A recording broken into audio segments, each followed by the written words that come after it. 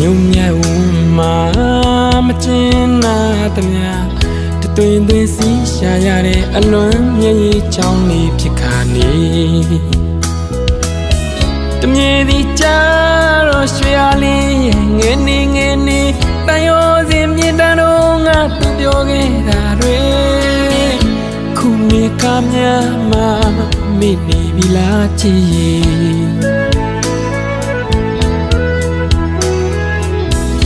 ယုံပါမောင်ရဲ့မာယာတဲ့နော်လို့သူပဲပြောတယ်လေ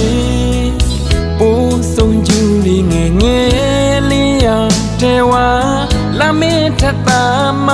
မောင်ကိုမုံမဲတဲ့ကိုယ်ယုံတန်းစကားတွေကိုလည်းကိုယ်ယုံစားမိလို့မောင်မာခဲ့ပါတယ်အခုတော့မပြေ